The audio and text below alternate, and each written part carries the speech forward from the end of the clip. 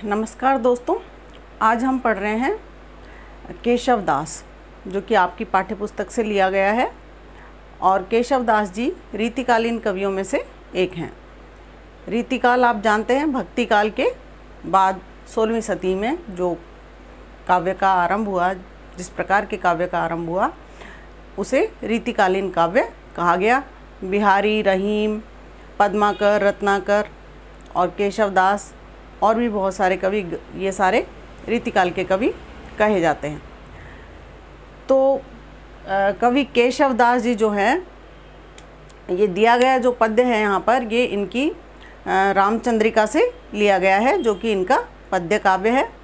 और रामचंद्रिका जैसा नाम से ही हमको लग रहा है कि रामचंद्र जी के जीवन पर आधारित करके इन्होंने लिखी। ये एक बार तुलसीदास जी से मिलने गए, क्योंकि उस समय तुलसीदास जी का रामचरितमानस काफ़ी प्रसिद्धि पा रहा था। तो इन्होंने भी अपने मन में सोचा कि मुझे भी ऐसे महान व्यक्तित्व से मिलना चाहिए जिन्होंने कि रामचरितमानस की रचना की है। तो इस उद्देश्य से ये उनके पास पहुंच गए, परंतु तुलसीदास जी किसी कार्य में व्यस्त होंगे, अन्यथा वो घमंडी अभिमानी प्रवृत्ति के तो थे नहीं। तो उन्होंने कहा कि ठीक है, केशव दास आए हैं तो उनसे कहिए कि थोड़ी प्रतीक्षा करें। पता नहीं क्यों केशव दास जी को ये बात चुभ गई और वो तुलसीदास जी की प्रतीक्षा किए बिना, उनसे मिले बिना ही वहाँ से वापस लौट आए उल्टे पैरों। परंतु उनके मन में ये बात घर कर गई कि तुलसीदास जी ने रामचरितमानस लिखा है और इसी अभिमान के वशीभूत होकर वो मुझसे मिले नहीं, तो मैं भी राम के ऊपर ही एक काव्य ग्रंथ लिखूँगा। और कहते हैं कि एक रात में ही उन्होंने ये रामचंद्रिका लिख डाली थी, जिसमें दुनिया भर के छंद उन्होंने प्रयोग किए हैं। विशेष तौर पे कवित्त छंद, दिया गया पद्य भी कवित्त छंद का ही उदाहरण है। और इतने छंदों का उसमें उन्होंने प्रयोग किया है कि, और इतने कठिन कठिन छंद हैं कि वो साधारण रूप से समझ में भी आते नहीं हैं। और इसीलिए शायद दिनकर जी ने इनको कठिन काव्य का प्रेत नाम दिया होगा। तो आइए देखते हैं इस पद्य को। बाणी जग रानी की उदारता बखानी जाए, ऐसी मति उदित उदार कौन की भई। देवता प्रसिद्ध सिद्ध ऋषिराज तप वृंद, कही कही हारे सब कही न काहू लई। भावीभूत वर्तमान जगत बखानत है, केशवदास क्यों न बखानी काहू पे गई।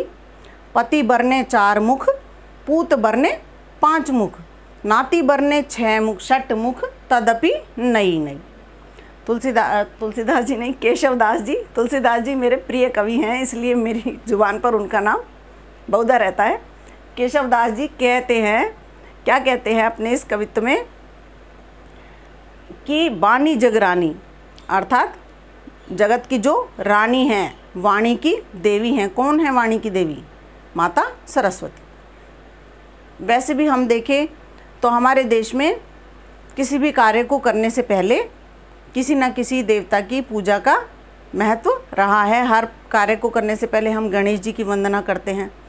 काव्य के रचनाकार जो होते हैं वो माता सरस्वती का वंदन करते हैं, क्योंकि माँ सरस्वती ही बोली की देवी हैं, वाणी की देवी हैं, और वही हमें ऐसी मति प्रदान करती हैं कि हम कुछ लिख सकें, कुछ बोल सकें। तो उनको, उनकी पूजा करना, उनकी वंदना करना इसलिए आवश्यक हो जाता है कि कहीं हम कुछ गलत ना बोल दें या गलत ना लिख दें। इसलिए वंदना करते हैं कि हे माँ सरस्वती, हमारे ऊपर आप अपना वरद हस्त रखना, ताकि हमसे जो भी कुछ हम लिखने या बोलने जा रहे हैं उसमें कोई भूल ना हो, किसी का कोई अपकार ना कर बैठें। इसी आशय से कवि ने भी माता सरस्वती की वंदना की है रामचंद्रिका में सर्वप्रथम। और वो लिखते हैं कि बाणी जग रानी की उदारता बखानी जाए, कि ऐसा कौन है इस संसार में जो जगत की रानी माता सरस्वती उनकी वंदना कर सके या उनकी उदारता का बखान कर सके, वर्णन कर सके। उदार, वो इतनी उदार है कि बिन मांगे ही सबको सब कुछ देती हैं। तो ऐसी माता की उदारता का बखान कौन कर सकता है? ऐसी मति उदित उदार कौन की भई, कि ऐसी बुद्धि तो किसी की भी हुई नहीं जो उदार माता सरस्वती की उदारता का वर्णन कर सके। देवता प्रसिद्ध सिद्ध ऋषिराज तप वृंद, कवि कहते हैं कि बड़े बड़े देवता, ऋषि मुनि ज्ञानी प्रसिद्ध लोग सिद्ध पुरुष जो हैं, तप वृंद जो तपस्या कर रहे हैं वर्षों से, ऐसे तपस्यारत बड़े बड़े महामुनि योगी तपस्वी देवता और सिद्ध पुरुष भी उनकी उदारता का बखान नहीं कर पाए हैं।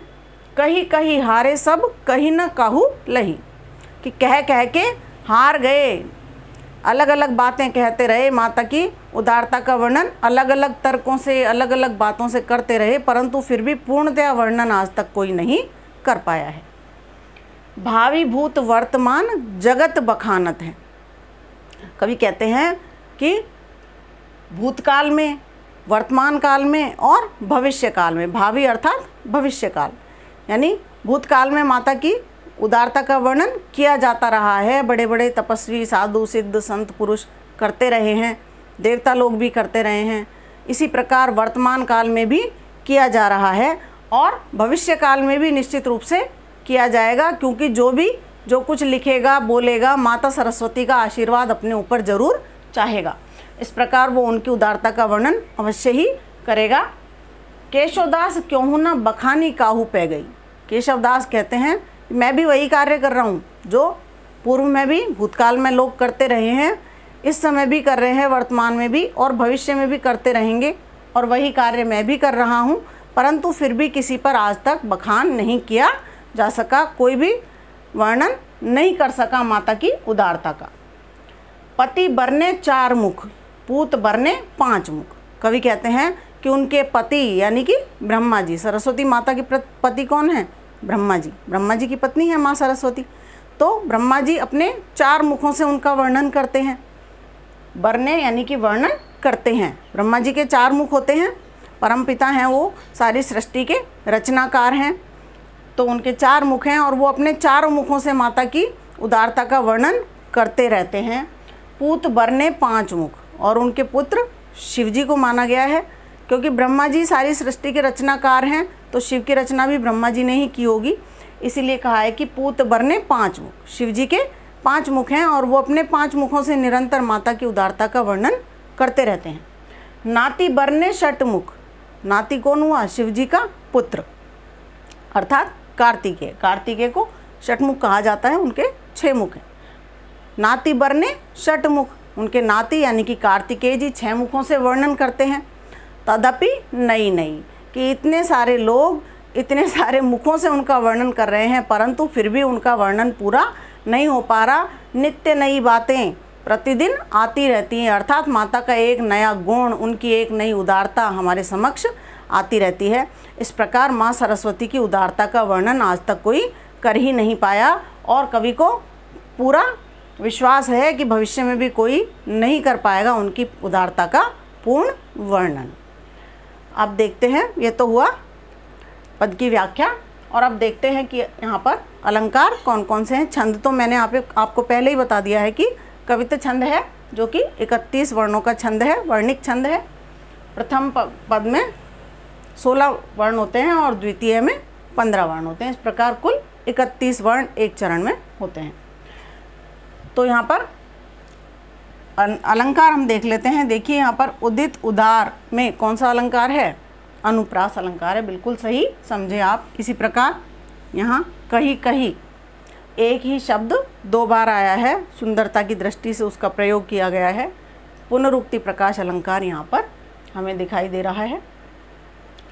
और एक चीज़ और देखिए कि जैसे यहाँ पर बानी, जगरानी, की, बखानी, हम देख रहे हैं बड़ी की मात्रा की पुनरावृत्ति हो रही है, बार बार आ रही है। जब इस प्रकार से कोई एक स्वर लगातार शब्दों में आए, शब्द के शुरू में आए या शब्द के अंत में आए, तो इस प्रकार की स्थिति को स्वर मैत्री कहा जाता है कि स्वरों ने मैत्री कर ली है, एक ही स्वर बार बार आए जा रहा है।